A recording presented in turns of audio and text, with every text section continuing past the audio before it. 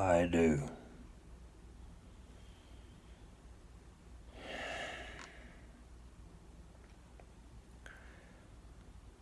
True. Nervous. Very, very dreadfully nervous I had been, and am. But why will you say that I am mad? The disease had sharpened my senses, not destroyed, not dulled them. Above all was the sense of hearing acute. I heard all things in the heaven and in the earth. I heard many things in hell. How then am I mad? Hearken and observe how healthily, how calmly I can tell you the whole story.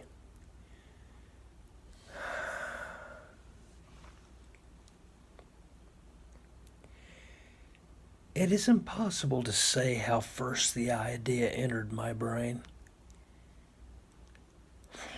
But once conceived, it haunted me day and night. Object there was none. Passion there was none. I loved the old man. He had never wronged me. He had never given me insult. For his gold I had no desire.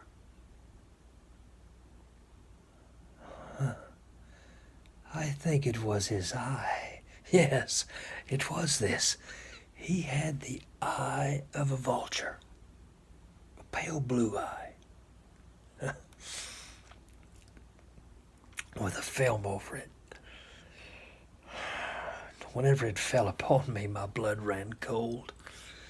And so by degrees, very gradually, I made up my mind to take the life of the old man, and thus rid myself of the eye forever.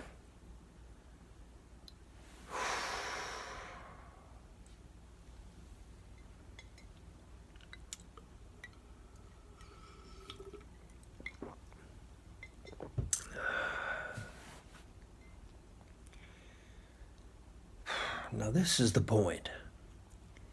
You fancy me mad. Madmen know nothing. But you should have seen me. You should have seen how wisely I proceeded. With what caution, with what foresight, with what dissimulation I went to work. I was never kinder to the old man than during the whole week before I killed him. And every night, about midnight, I turned the latch of his door and opened it. Oh, so gently. And then, when I had made an opening sufficient for my head, I put in a dark lantern, all closed, and no light shone out. And then I thrust in my head. Oh, you would have laughed to see how cunningly I thrust it in. I moved it slowly, very, very slowly, that I might not disturb the old man's sleep.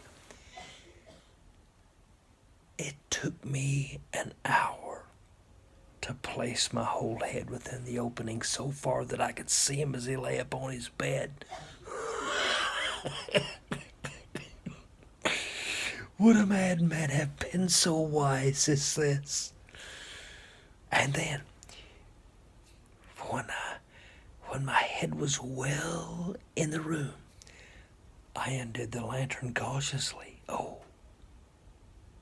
so cautiously. Cautiously, for the hinges creaked.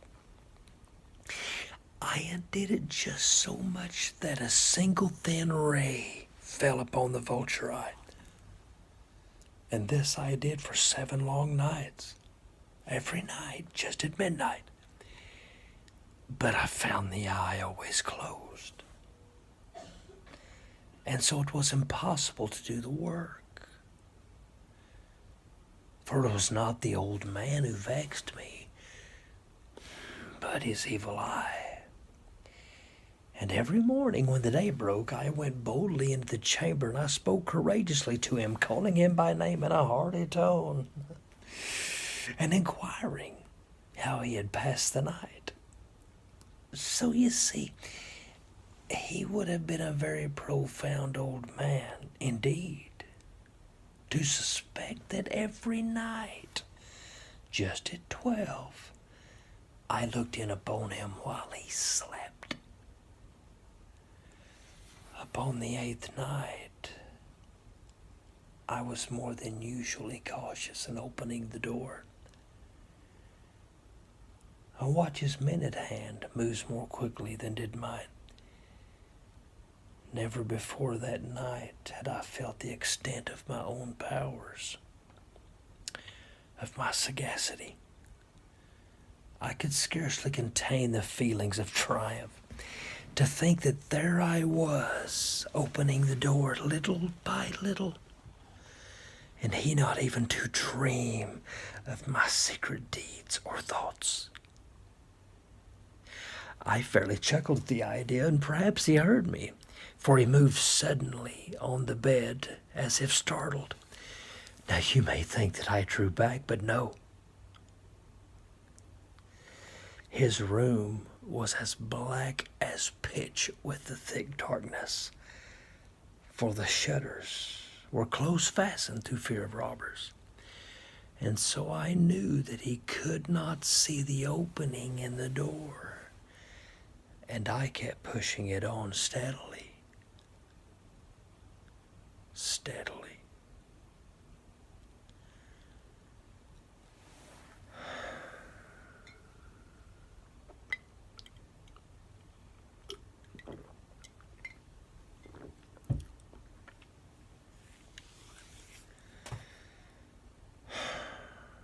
I had my head in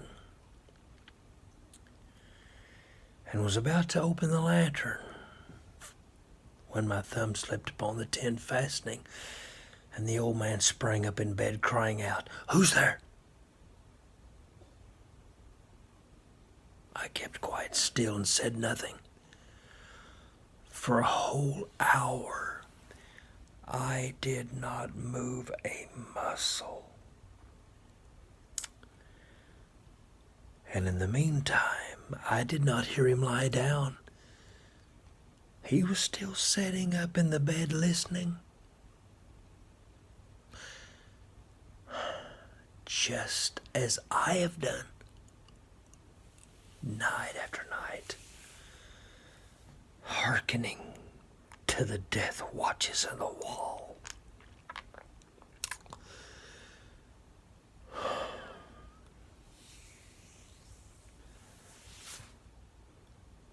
Presently, I heard a slight groan, and I knew it was the groan of mortal terror.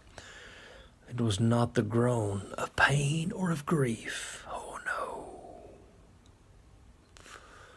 It was the low, stifled sound that arises from the bottom of the soul when overcharged with awe. I knew the sound well.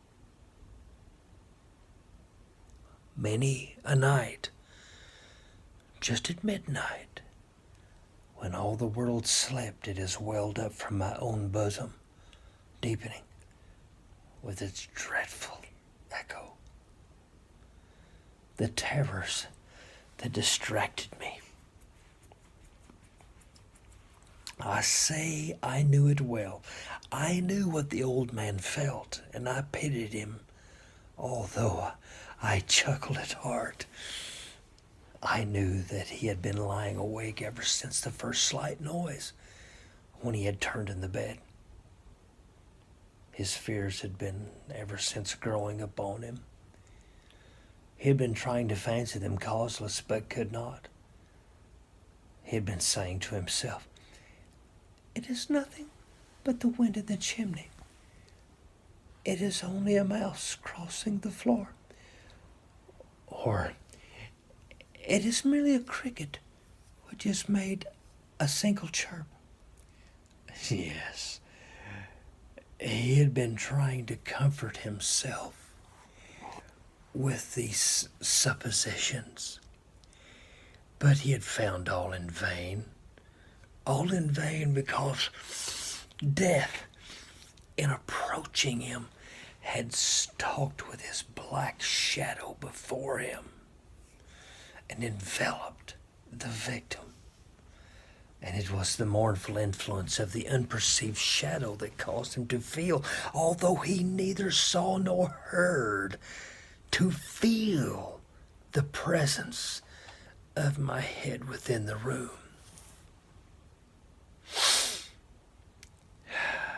When I had waited a long time, very patiently,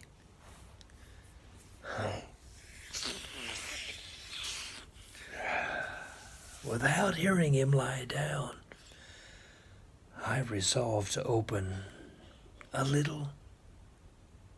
very, very little crevice in the lantern. So I opened it. You cannot imagine how stealthily,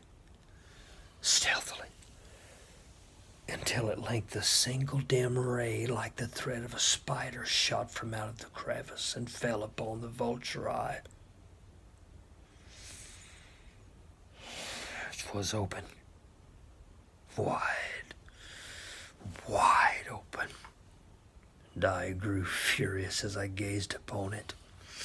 I saw it with perfect distinctness, all a dull blue, with a hideous veil over it that chilled the very marrow in my bones. But I could see nothing else of the old man's face or person, for I had directed the ray as if by instinct, precisely upon the damned spot. And have I not told you that what you mistake for madness is but for over-acuteness of the sense? Now I say, there came to my ears a low, dull, quick sound, such as a watch makes when enveloped in cotton. I knew that sound well, too. It was the beating of the old man's heart. It increased my fury, as the beating of a drum stimulates the soldier into courage. But even yet, I refrained and kept still. I scarcely breathed. I held the lantern motionless. I tried how steadily I could maintain the ray upon the eye. Meantime, the hellish tattoo of the heart increased. It grew quicker and quicker and louder, and every instant. The old man's terror must have been extreme. It grew louder. I say, louder every moment. Do you mark me well? I have told you that I am nervous. So I am, and now the dead hour of the night, amid the dreadful silence of that old house, so strange a noise as this excited me to uncontrollable terror. Yet, for some minutes longer, I refrained and stood still. But the beating grew louder. I thought the heart must burst, and now a new anxiety seized me. The sound would be heard by a neighbor. The old man's hour had come. With a loud yell, I threw open the lantern and leapt into the room. He shrieked once, and once only. In an instant, I dragged him to the floor and pulled the heavy bed over him. I then smiled gaily to find the deed so far done. But for many minutes the heart beat on. with a muffled sound.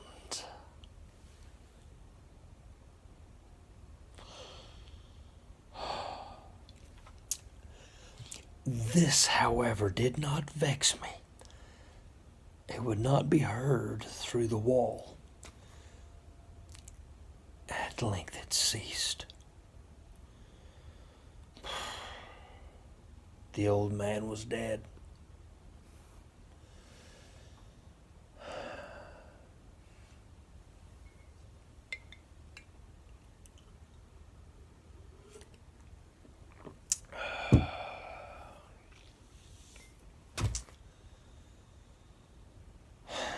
I removed the bed and examined the corpse. Yes, he was stone dead. I placed my hand upon the heart and held it there many minutes. There was no pulsation. He was stone dead. His eye would trouble me no more. If still you think me mad, you will think so no longer when I describe the wise precautions I took for the concealment of the body. The night waned, and I worked hastily, but in silence. First of all, I dismembered the corpse. I cut off the head and the arms and the legs. I then took up 3 planks from the flooring of the chamber and deposited all between the scantlings.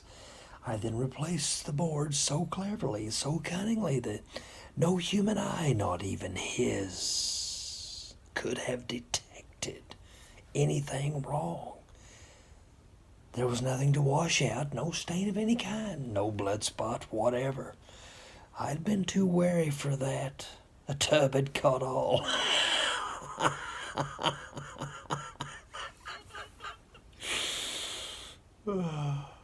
When I had made an end of these labors, it was 4 o'clock, still dark as midnight. As the bell sounded the hour, there came a knocking at the street door. I went down and opened it with a light heart. For what had I to fear? There entered 3 men who introduced themselves with perfect suavity as officers of the police. A shriek had been heard by a neighbor during the night. Suspicion of foul play had been aroused. Information had been lodged at the police office, and they, the officers, had been deputed to search the premises. I smiled, for what had I to fear? I bade the gentleman welcome. The shriek, I said, was my own in a dream. The old man I mentioned was absent in the country. I took my visitors all over the house. I bade them search, and search well. I led them at length to his chamber. I showed them his treasures, secure, undisturbed. In the enthusiasm of my confidence, I brought chairs into the room and desired them here to rest from their fatigues. While I myself, in the wild audacity of my perfect triumph, placed my own seat upon the very spot beneath which reposed the corpse of the victim. The officers were satisfied. My manner had convinced them. I was singularly at ease. They sat, and while I answered cheerily, they chattered of familiar things, but ere long I felt myself pale, wished them gone. My head ached, and I fancied a ringing in my ears. But still they sat and still chatted. The ringing became more distinct. He continued and became more distinct. I talked more freely to get rid of the feeling, but it continued and gained definiteness until at length I found that the noise was not not within my ears. No doubt I grew very pale, but I talked more fluently and with a heightened voice, yet the sound increased, and what could I do? It was a low, dull, quick sound, much such a sound as a watch makes when enveloped in cotton. I gasped for breath, and yet the officers heard it not. I talked more quickly, more vehemently, but the more but but but the noise steadily increased. I arose and argued about trifles in a high key and with violent gesticulations. But the noise steadily increased. But why would they not be gone? I paced the floor to and fro with heavy strides as if excited to fury by the observations of the men. But the noise steadily increased. Oh, God! What could I do? I foamed, I raved, I swore. I swung the chair upon which I had been sitting and grated upon the boards. But the noise rose over all and continuously increased. It grew louder, louder, louder, and still the men chatted pleasantly and smiled. Was it possible they heard not? Almighty God, no. No, they heard. They suspected. They knew. They were making a mockery of my horror. This I thought, and this I think. But anything was better than this agony. Anything was more tolerable than this derision. I could bear their hypocritical smiles no longer. I felt that I must scream or die. And now, again, hark! Louder! Louder! Louder! Louder! Villain! I shrieked. Dissemble no more. I admit the deed. Tear up the planks. Here. It is the beating of his hideous heart.